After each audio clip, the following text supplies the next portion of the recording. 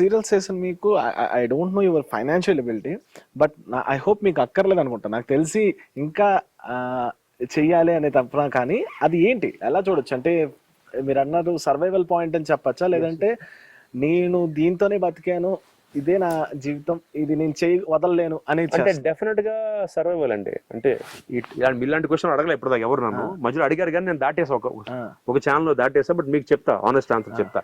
Survival ఎందుకంటే నేను చాలా మంది అడుగుతారు, కౌశిక్ గారు మీరు ఆల్మోస్ట్ 90లో ఇండస్ట్రీకి వచ్చారు, 34 ఏళ్ళు ఇండస్ట్రీలో ఉన్నారు, ఈ పాటి మీరు సెటిల్ అయిపోవాలి.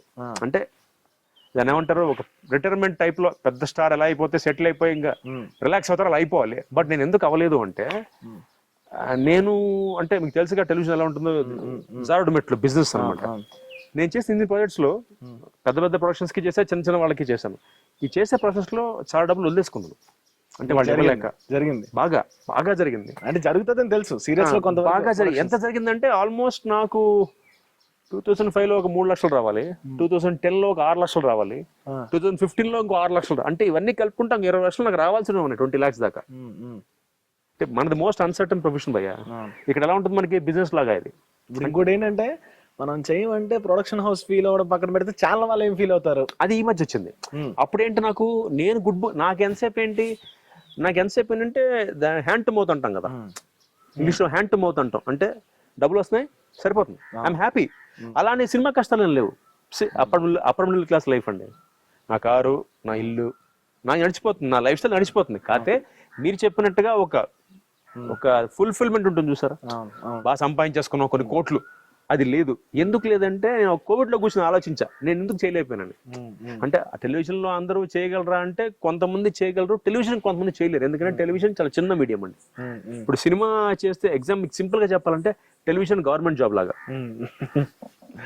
మీకు 50,000 శాలరీ, నెక్స్ట్ 10% 55, 60, అదే ఇలాగే మా జీవితాలు. సినిమా బిజినెస్ కుంభస్థలం, లేదంటే అవుట్. బట్ మాదేంటి హ్యాపీగా ఫ్యామిలీ వెళ్ళిపోతుంటది.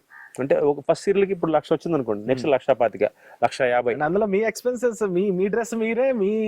అక్కడ చాలా మందికి అర్థం కాని విషయం ఏంటంటే, ఇప్పుడు సపోజ్ ఈ మేఘ సందేశం తీసుకోండి, ఇందులో సూట్స్ వాడుతున్నాను నేను. అంటే యూసీ మై సూట్ అంటే నా క్యారెక్టర్ చాలా, కృష్ణప్రసాద్ అనే క్యారెక్టర్ చాలా రిచ్. సో ఇలాంటి సూట్లు నేను కొనుక్కుని నేను మెయింటైన్ చేయాలంటే యూజువల్ గా ఆ సూట్స్ కూడా బయట వేసుకోడు, అన్లెస్ అంటే ఫంక్షన్స్ తప్పితే. So but I got to buy the suits. నేనే కొనుక్కున్న ఆ సూట్స్ ని మళ్ళీ ఇంకోటి ఏంటి, ఈ మధ్య మన కొత్తగా ఈ సోషల్ మీడియా వచ్చిన తర్వాత we can't repeat it immediately. ఇదేంట్రా దీంట్లో వేసిన దాంట్లో హ్యాటర్ అని అంటారు. అందుకని దీనికి ఒక సపరేట్ కాస్ట్యూమ్ వార్డ్రోబ్ మెయింటైన్ చేయాలి నేను. దానికి సంబంధించిన shoes, what ever the watches, wallet. అంటే ఇప్పుడు క్యారెక్టర్ చేస్తున్నానంటే అది కనిపించాలి కదా. ఐఎమ్ ఇమోటింగ్ ఏ క్యారెక్టర్ అండి. ఇప్పుడు కౌశిక్ కనిపించకూడదు, కృష్ణప్రసాద్ కనిపించాలి. దానికి సంబంధించిన నేను వాడే షూ గానీ, నేను వాడే కాస్ట్యూమ్స్ కానీ, నా సూట్స్ కానీ ఇలా మెయింటైన్ చేస్తాను నేను, నాకు ఇష్టం.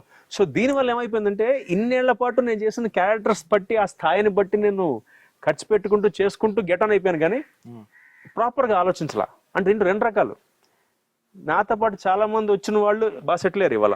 బట్ నేను ఎందుకు అవ్వలేకపోయినంటే నో రిగ్రెట్స్ అండి, ఆనెస్ట్ గా. ఎందుకంటే ఇవాళ మీరు సినిమా ఇండస్ట్రీకి, ఎవరికి టీవీ ఇండస్ట్రీలో ఎవరికైనా ఫోన్ చేసి కౌశిక్ అంటే టైంకి వస్తాడు రా, టైంకి వెళ్తాడు, అవసరమైతే గంట లేట్గా ఉన్నా పని చేస్తాడు, తన డబ్బింగ్ తనే చెప్పుకుంటాడు.